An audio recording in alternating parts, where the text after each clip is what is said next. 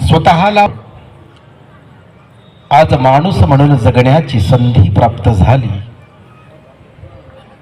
असे ते तुमचे आमचेच नव्हे, तर बहुजन उद्धारक संविधानिक भारताचे पितामह विश्वरत्न बोधिसत्व बुद्धी सम्राट डॉक्टर बाबासाहेब आंबेडकर यांच्या समग्र क्रांतीला विनम्र अभिवादन। तसेच ज्या ज्या महामानवांनी परंपरेला परिवर्तनाच्या प्रक्रियेतून नेण्याचं काम केलं, त्या सर्व महापुरुषांना प्रथमतः विनम्र अभिवादन करतो। त्याचप्रमाणे या ठिकाणी उपस्थित पूजनीय भदंत आर्य नागार्जुन सुरई ससाई व ज्यांच्या जन्मदिनाचं औचित्य साधून आज आपण या ठिकाणी एकत्रित आलेलो आहोत, असे पूजनीय भदंत धम्मसारथीजी, उपस्थित पूजनीय भिक्खू संघ व उपस्थित श्रद्धा संपन्न बौद्ध उपासक तथा उपासिका बालबालिका यांच्या प्रति मंगल कामना। मित्र हो, एक कवी म्हणतात की लावा इथे कसोटी प्रत्येक अक्षराला, की लावा इथे कसोटी प्रत्येक अक्षराला, बुद्धी गहाण ठेवून जगणे हा धम्म नाही। की लावा इथे कसोटी प्रत्येक अक्षराला, बुद्धी गहाण ठेवून जगणे हा धम्म नाही।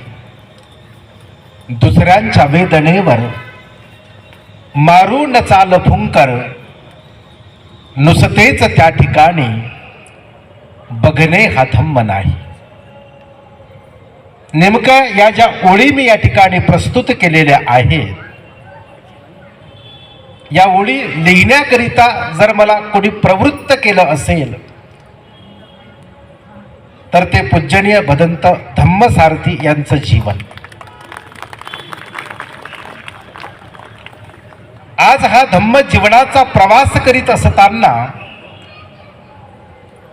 किंवा कोणत्याही प्रकारचा मनुष्य जेव्हा आपलं जीवन जगतो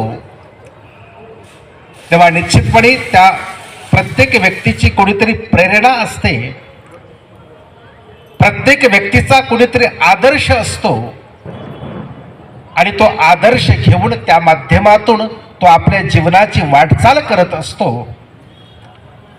नेमकं त्याच पद्धतीनं मी माझ्या जीवनाचा प्रवास करीत असताना माझ्या जीवन प्रवासामध्ये ज्यांचं अत्यंत महत्त्वाचं स्थान आहे आणि जी माझ्या जगण्याची प्रेरणा आहे ते म्हणजे भदंत पूजनीय भदंत धम्मसारथी।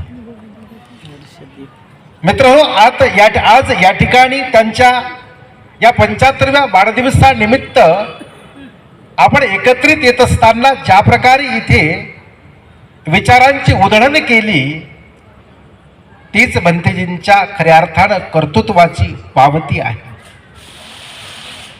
नेमकं ज्या पद्धतीनं डॉक्टर बाबासाहेब आंबेडकर या ठिकाणी बौद्ध भिक्षूंच्या संदर्भातून बोलतात की तो बौद्ध भिक्षू खऱ्या अर्थानं समाजाचा कोण असला पाहिजे, ज्यामध्ये फ्रेंड, फिलॉसॉफर अँड गाईड अशा प्रकारची भूमिका घेतल्या गेली, की तो तत्ववेत्ता असला पाहिजे, मार्गदर्शक असला पाहिजे आणि तो मित्र असला पाहिजे। जेव्हा या तीनही प्रकारच्या गोष्टी आम्ही जो वाचतो, ऐकतो किंवा अध्ययन करतो तेव्हा या तीनही पातळीवर खऱ्या अर्थानं एका मित्राची, एका मार्गदर्शकाची आणि एका फिलॉसॉफरची जी भूमिका आहे ती जगताना आम्हाला भंतेजी दिसतात। आणि म्हणूनच खऱ्या अर्थानं या मागील 12 ते 13 वर्षापासून आम्ही परस्परांच्या संपर्कामध्ये आहोत। डॉक्टर बाबासाहेब आंबेडकरांनी ज्याप्रमाणे जी अपेक्षा संघावर टाकलेली आहे, एका काळात बाबासाहेब म्हणतात की मी खऱ्या अर्थानं संघाला शरण जाणार नाही. परंतु त्यांना जेव्हा सांगितलं जातं की नेमकं संघ या वर्तमानातला जर आपण मानत नसाल तर भूतकाळातही संघ होता,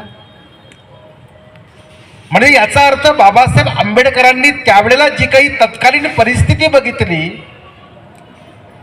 त्या परिस्थितीच्या अंतर्गत त्यांना जी अपेक्षित व्यवस्था पाहिजे होती, त्या अपेक्षित व्यवस्थेतून त्यांना ज्यांच्याकडून जी अपेक्षा होती ते त्यातून गेले नाही, हे नाकारता येणार नाही. आणि म्हणूनच बाबासाहेब आंबेडकर त्यावेळेला ती भूमिका घेतात. परंतु जर बाबासाहेब आंबेडकरांनी त्या प्रकारची भूमिका घेतल्यानंतर आजच्या वर्तमान परिस्थितीमध्ये ज्या पद्धतीनं भंतेजी बाबासाहेब आंबेडकरांचा आणि बुद्धांचा विचार एका वेगळ्या पद्धतीनं या संबंध देशामध्ये पसरवण्याचं काम करतात, तेव्हा असं वाटतं की बाबासाहेब आंबेडकर जर अशा पद्धतीनं त्यावेळेला भंतेजी असते तर कदाचित त्या ठिकाणी संघाला शरण गेले असते. हे म्हणण्याचा उद्देश एकच आहे की जगताना नेमकं कोणत्या पद्धतीनं मला जगायचं आहे आणि कशा प्रकारे धम्माचं आणि बाबासाहेबांचं काम कसं करायचं आहे, कशा प्रकारे आंबेडकरी चळवळीला मजबूती प्राप्त करून द्यायची आहे आणि बौद्ध भिक्षू म्हणून माझं कर्तव्य, माझी जबाबदारी काय, या जाणीवेतून खऱ्या अर्थानं जाण्याचं काम करणारे भंतेजी. आणि म्हणून आज खऱ्या अर्थानं 75 पार होत आहे. अशा अवस्थेमध्ये नेमकं कुठल्याही प्रकारे एका जागेवर बसून न राहता आपली विचारांची व्यवस्था समाजापर्यंत पोहोचवण्याकरिता तशा पद्धतीनं पायाला भिंगरी बांधल्यासारखं काम भंतेजी करतात. ही आमच्यासारख्या अनेक भिक्षूंना एक ठरणारी प्रेरणा आहे मित्रांनो.